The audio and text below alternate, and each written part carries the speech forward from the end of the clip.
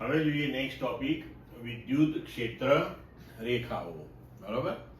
તો વિદ્યુત ક્ષેત્ર રેખાઓ એકચ્યુઅલી આપણે જે કહીએ કે વિદ્યુત ભારની આજુબાજુમાં એની આસપાસનો જે વિસ્તાર છે તેમાં જે તેની અસરકારકતાઓ પ્રવર્તમાન હોય છે તેને આપણે વિદ્યુત ક્ષેત્રથી રજૂ કરીએ છીએ. તો એ વિદ્યુત ક્ષેત્ર વિદ્યુત ભારની આજુબાજુમાં કેવી રીતે ફેલાયેલું હોય એની સમજૂતી મેળવવા માટે વિદ્યુત ક્ષેત્ર રેખાઓ જે છે એનો કોન્સેપ્ટ ડેવલપ કર્યો વૈજ્ઞાનિકોએ. બરોબર છે. તો વિદ્યુત ક્ષેત્ર રેખાઓ જે છે એની અંદર આપણે શું કરીએ છીએ કે વિદ્યુત ક્ષેત્ર એટલે કોઈ પણ બિંદુએ એકમ ધન વિદ્યુત ભાર પર લાગતું બળ. હવે ધારો કે આપણે અહીંયા આગળ આ એક વિદ્યુત ભાર લીધો છે, તે ધન વિદ્યુત ભાર છે. તેની આજુબાજુના વિસ્તારમાં કોઈ પણ સ્થાને આપણે જો એકમ ધન વિદ્યુત ભાર મૂકી દઈએ તો તેની પર અપાકર્ષી બળ લાગે. એટલે કે આ વિદ્યુત ભાર જે છે એનાથી બહારની તરફની દિશામાં એની ઉપર બળ લાગે. તો જેમ જેમ આપણે આ વિદ્યુત ભારથી દૂર જતા જઈએ તેમ તેમ તે બળ ઓછું થતું જાય. બરોબર.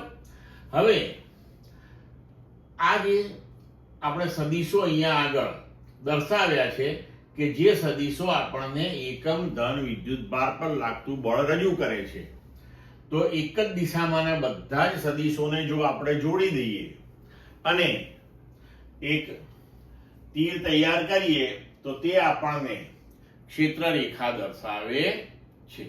બરાબર છે. તો આવી રીતે આપણે ક્ષેત્ર રેખા તૈયાર કરી શકીએ છીએ. હવે કોઈ પણ બિંદુએ વિદ્યુત ક્ષેત્રની તીવ્રતા એ વિદ્યુત ક્ષેત્રની જે ક્ષેત્ર રેખાઓ છે તેની ઘનતાના પદમાં આપણે રજૂ કરતા હોઈએ છીએ. એટલે કે ધારો કે કોઈ વિસ્તાર આપણે અહીંયા આગળ લઈએ, બરોબર, તો એ વિસ્તારની અંદરથી એકમ ક્ષેત્રફળ દીઠ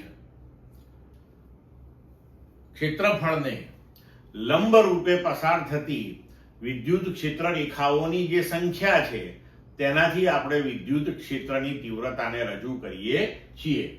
તો જેમ જેમ આપણે દૂર જતા જઈએ તેમ તેમ વિદ્યુત ક્ષેત્ર રેખાઓની ઘનતા એટલે કે એની ગીચતા એ ઓછી થતી જાય, જે દર્શાવે છે કે જેમ જેમ તમે વિદ્યુત ભાર એટલે કે ઉદ્ગમથી દૂર જતા જાઓ તેમ તેમ વિદ્યુત ક્ષેત્ર નબળું પડતું જાય છે.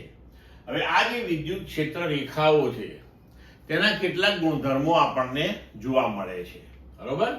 કે જેમાં એક ગુણધર્મ એવો છે કે અહીંયા આપણે જે અભ્યાસ કર્યો એના ઉપરથી તમે સમજી શકો કે ધન વિદ્યુત ભારની ક્ષેત્ર રેખા જે છે એ વિદ્યુત ભારથી શરૂ થઈ અને અનંત સુધી જતી હોય. તેવી જ રીતે જો આ ધન વિદ્યુત ભારની જગ્યાએ આપણે ઋણ વિદ્યુત ભાર લઈએ તો તેની આસપાસમાં કોઈ પણ સ્થાને તમે એકમ ધન વિદ્યુત ભાર મૂકો તો એ આકર્ષી બળ અનુભવશે. એટલે કે ઋણ વિદ્યુત ભાર તરફ એની ઉપર બળ લાગશે. તો ઋણ વિદ્યુત ભારની ક્ષેત્ર રેખાઓ અનંતથી આરંભ થઈ અને વિદ્યુત ભારની અંદર વિરામ પામતી હોય તેવી રીતે ગોઠવાયેલી હોય છે.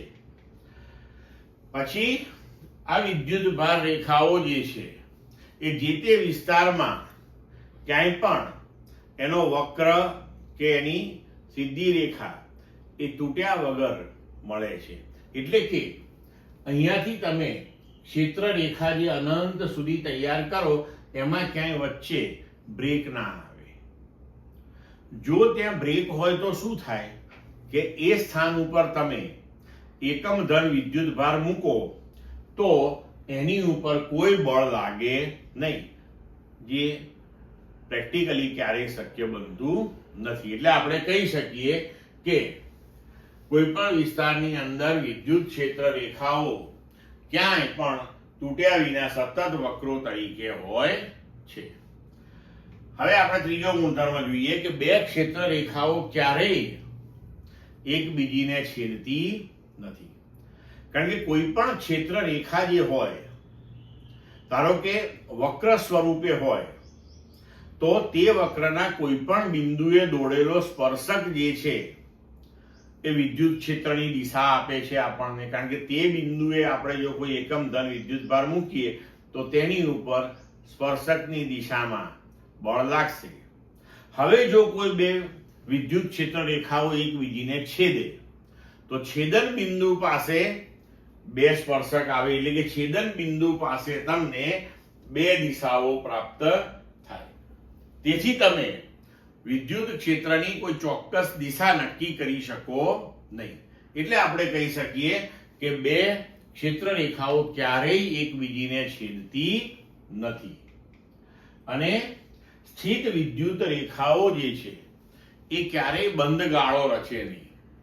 બંધ ગાળો રચે નહીં એનો મતલબ શું થયો કે ધારો કે ધન વિદ્યુત ભાર આપણે લીધો, તો ધન વિદ્યુત ભારમાંથી ક્ષેત્ર રેખા બહાર નીકળી, પછી કોઈક સ્થાને ધારો કે ઋણ વિદ્યુત ભાર મૂક્યો છે તો ઋણ વિદ્યુત ભાર ઉપર પહોંચી.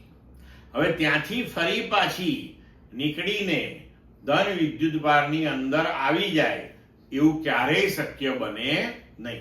કારણ કે તો જ બંધ ગાળો રચાયો કહેવાય. તો એ ક્યારેય પણ શક્ય બને નહીં. હવે આપણે જો આકૃતિમાં જોઈએ તો ધન વિદ્યુત ભાર માટેની ક્ષેત્ર રેખાઓ જે છે એ વિદ્યુત ભારમાંથી નીકળી અને અનંત સુધી ફેલાયેલી હોય તેવી રીતે મળે. ઋણ વિદ્યુત ભાર માટે અનંતથી શરૂ કરીને વિદ્યુત ભારની અંદર જતી હોય તેવી રીતે મળે.